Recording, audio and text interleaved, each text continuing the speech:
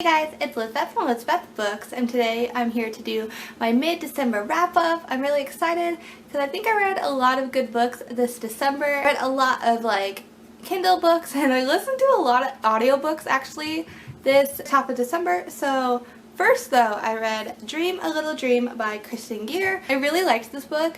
I haven't read her other trilogy, like the Ruby Red trilogy. I saw this cover and it was really cute, so I really wanted to pick it up, and I actually really liked it. It's about a girl whose mom is divorced and they're always moving around. They moved to England and she's going to a boarding school, and she meets these group of boys. They're four attractive, mysterious boys, and she finds out one of the boys is now going to be her step brother because her mom is going to marry the boy's father.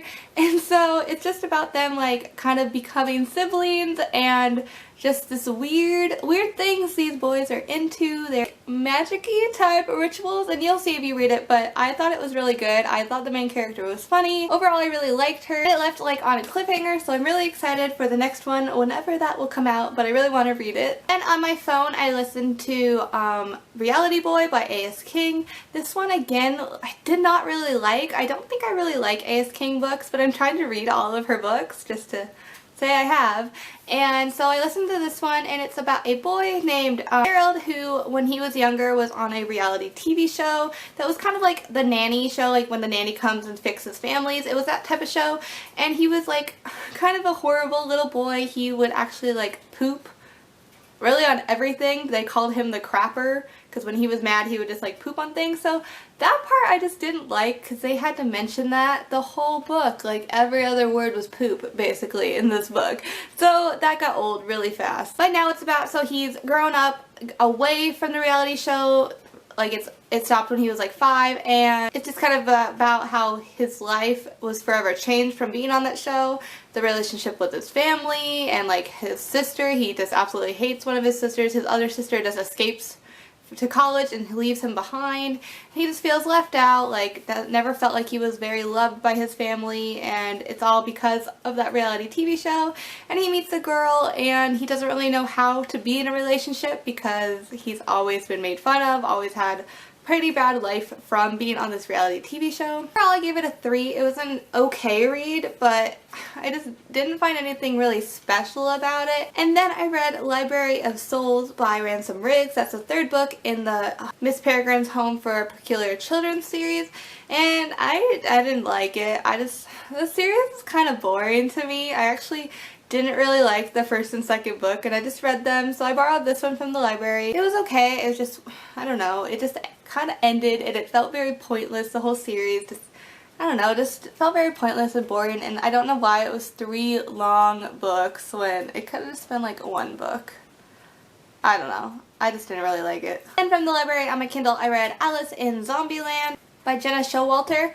And again, this one was just okay. I gave it 3 stars. It's about a girl named Alice who, her father is kind of crazy and thinks he sees zombies and creatures and stuff. And everybody kind of just goes along with him, they don't see these things, but they're okay, Dad, sure.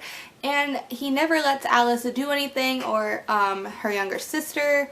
And finally, for Alice's 16th birthday, she really wants to see her sister perform in a recital, so the whole family goes out and something tragic happens, and we'll leave it at that. But I thought it was kind of like an Alice in Wonderland retelling, and it really isn't one. It's just, I don't know, it was weird. There was everybody she went to school with was weird, and they all had strange names and strange gang things going on, and I don't know, it was strange.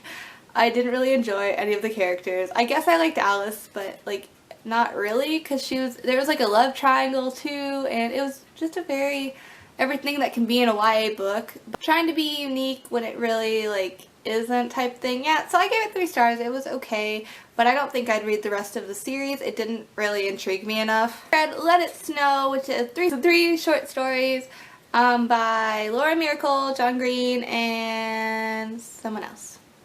Pretty sure. Was it Laura Miracle? I think so. I don't know. It was 3 people.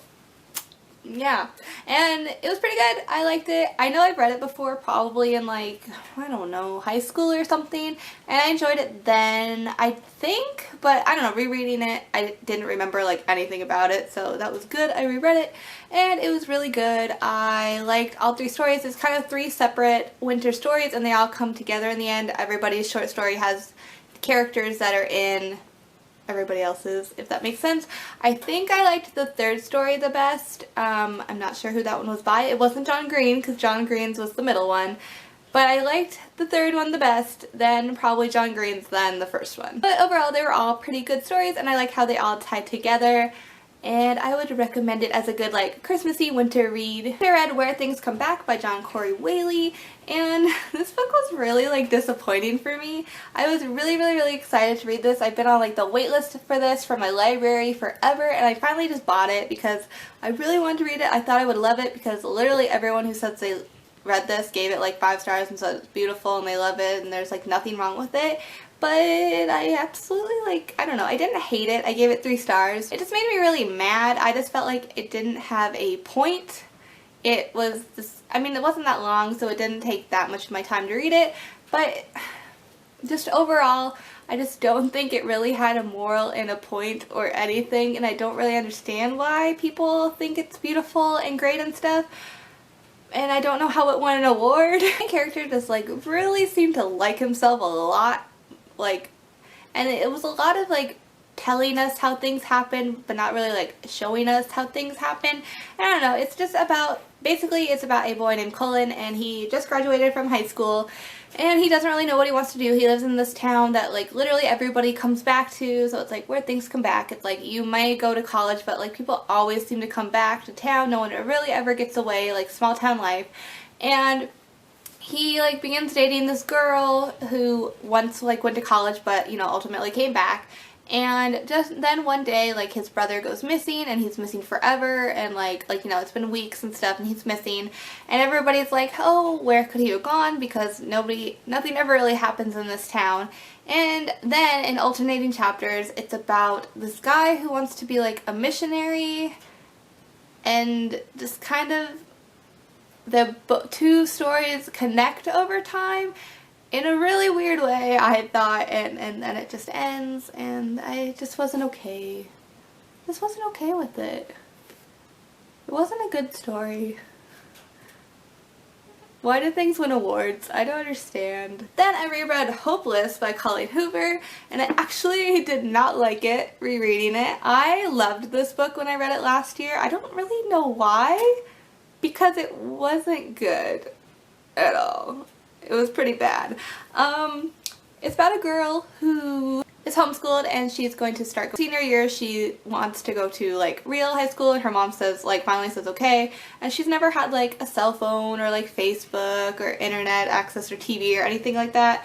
And so she's pretty like out of the loop on like what teens are doing and such. She just like meets a boy who she begins to like, and it's just a relationship together, but it is, in my opinion, it's not a very healthy relationship. He's a very controlling person. I don't know how the first time I read it I never noticed, like, but it's not a good relationship, and it's just kind of adult themes but still in high school, and then just kind of weird. Just a very weird main character. And then, I don't know, there's lots of awkwardness. I don't know how to talk about this without completely spoiling it if you want to read it. But Colleen Hoover actually I don't think is that good. I read all her books and gave them like all 5 stars, and now thinking about like all of them, I could lower them all to like 3 stars. They really weren't amazing or good books. So yeah, I'm probably going to donate this one. I don't think I'd reread it again because it wasn't actually that good. Then I listened to 3 more audiobooks. I was in an audiobook kick. So I listened to Layer of Dreams by Libba Bray. This is the 2nd book in the Diviners series, and it was really good. It wasn't as good as the Diviners because the Diviners was like creepy and like, you know, this like guy who's killing people and all this stuff, this ghost. And this one was just about how dreams were getting infected. So like people would go in dreams and they would have this phantom like tell them to keep dreaming. If they said yes, they got stuck in their dreams, and people were kind of dying and getting sick and stuff in their dreams.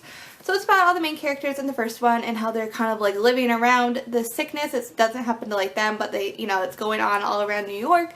And in this one, my favorite character was probably Henry. I really liked all his parts in the book, and I still really like Evie. She's like probably the main person from the first one, and I really did like her chapter. For the most part, just because I like her as a character. I think she's like sassy and funny.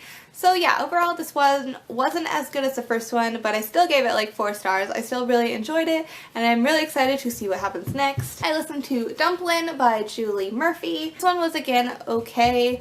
It just kind of frustrated me. It's about a girl named, I can't remember her actual name, but her mom calls her Dumplin', and she's a plus size girl, and she's always been pretty confident in herself for the most part. Like, she realizes she is fat, but she's not really negative, but then she is. This is what's hard about this book. She goes on little monologues to herself about how she's confident and great, and then she kisses like a boy and she's like, oh my god, I'm fat and I'm gross and I don't want him to touch me. And it's very confusing if we're supposed to be confident or not, which, I mean, I understand because that's how real life is, but this is hard because she talked about body image, and when I was younger I was probably 60 pounds more than I am today, so it didn't like hurt my feelings or anything how it was discussed. It just didn't really make sense, I thought. She said things about how like she loved herself, but then how she didn't, and she called other characters like whales and like really fat compared to her, but then she was like, oh god, I'm fat, when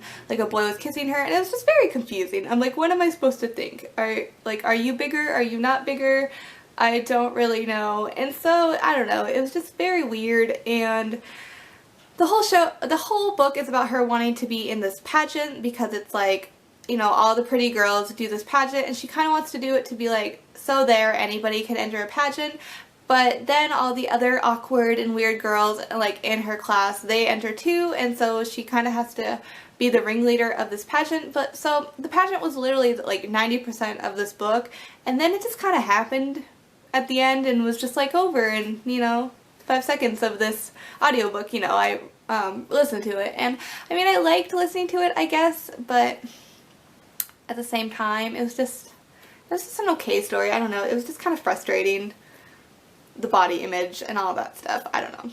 And finally, this first half of December, I listened to Strands of Bronze and Gold by Jane Nickerson, and I really liked this one. It's based on the Bluebeard like fairy tale, and that fairy tale in general, like the general idea of it is pretty sure it's like a wife gets keys to like a room, and the husband, you know, Bluebeard, is like, you can go anywhere, but like you can't use these keys to open the door, like open a door.